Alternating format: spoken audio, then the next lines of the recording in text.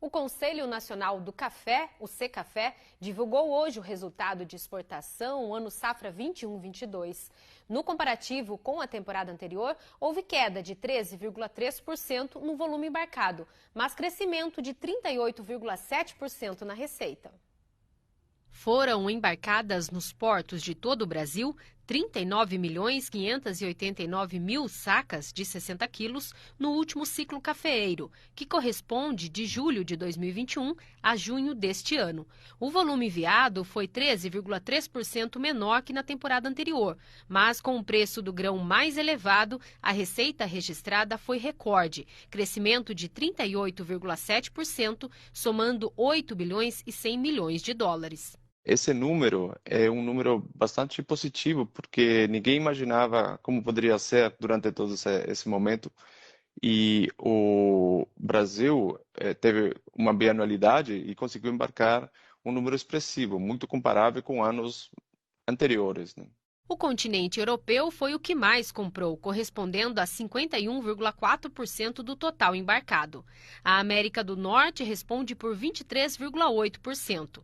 No comparativo do volume enviado por país, Estados Unidos é o principal destino, com 20%. Apesar da bienalidade baixa da cultura neste ciclo e os desafios com o custo de produção, o Brasil continua como forte player de café. O principal desafio do setor é com a logística dos portos. Segundo as previsões das agências de navegação, esse cenário só deve começar a melhorar a partir do segundo semestre de 2023. Então, qualquer diagnóstico que nós façamos nesse momento, mesmo você tendo uma disponibilidade maior de café, como foi anunciado pela Conab, dizer da expectativa de exportação depende dessa situação que nós ainda carregamos. O surgimento de novas variantes da Covid-19 é uma preocupação para a temporada 22-23. Recentemente, nós vimos o maior porto movimentador de contêineres do mundo, o Porto de Xangai, que teve as suas atividades limitadas em razão da Covid. Então, o que nós temos qual é a nossa expectativa? Que se esse cenário de Covid não impactar, né, esse percurso que nós ainda temos caminhando, nós temos café para embarcar.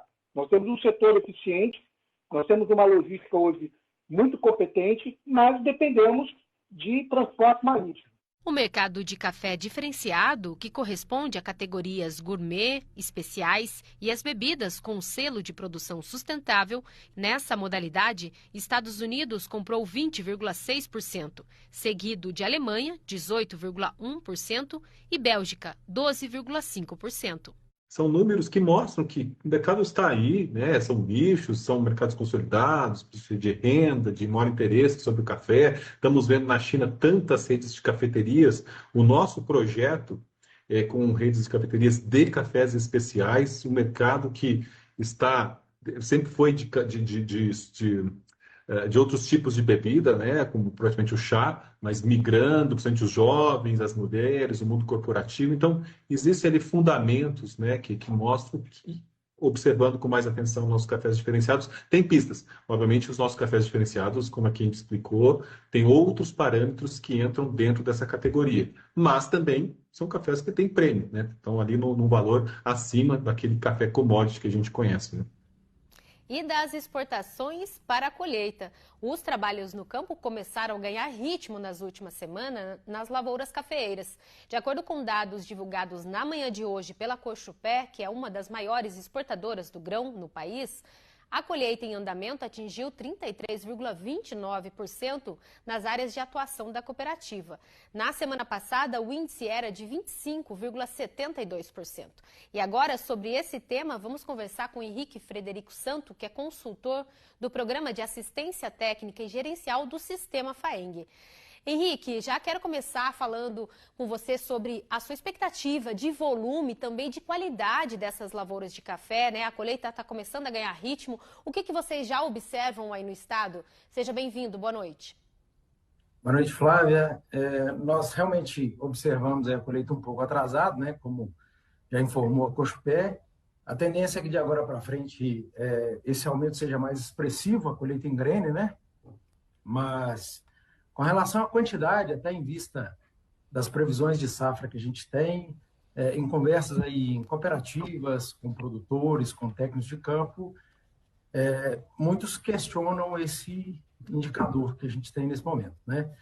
E o fato que os técnicos e produtores têm relatado é que em algumas regiões a gente está precisando de um volume maior de café colhido para se fazer uma saca beneficiada, o que, se confirmar, vai impactar negativamente nesse volume, né, previsto aí pela Conab.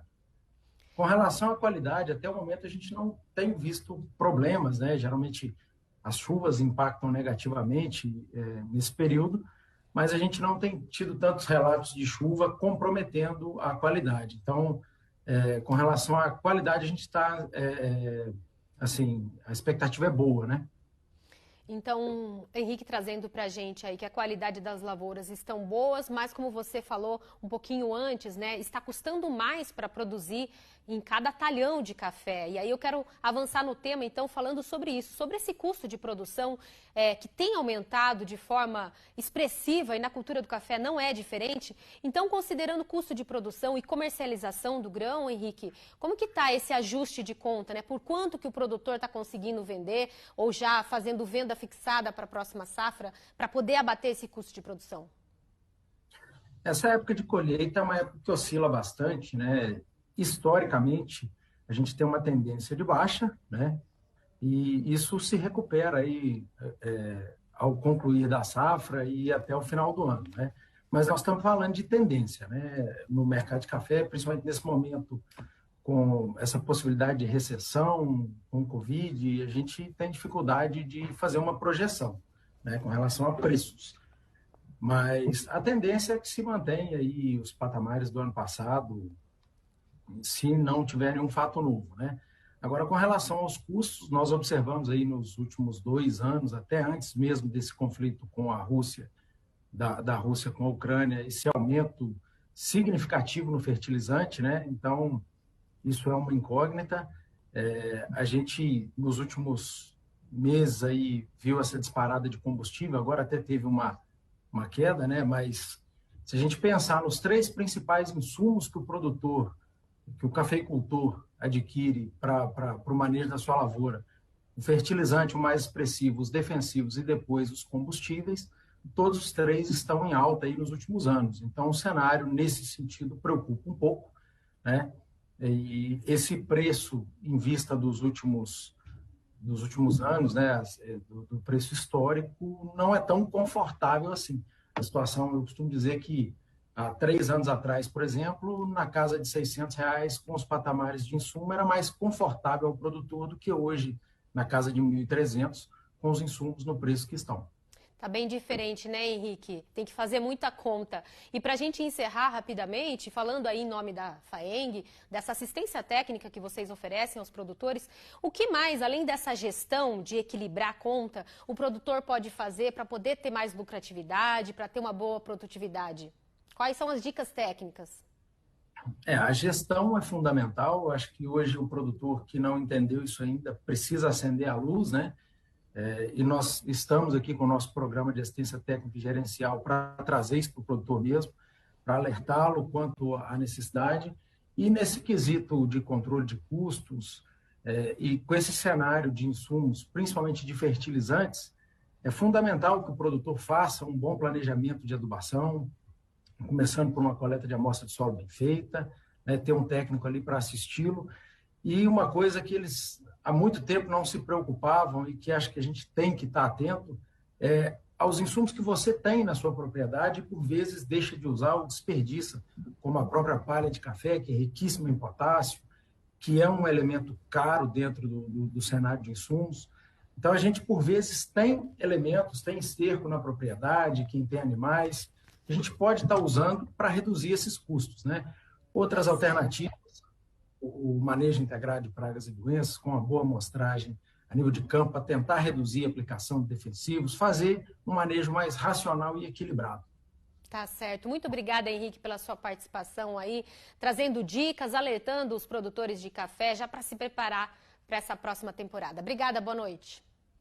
Obrigado pela oportunidade, um abraço aos produtores.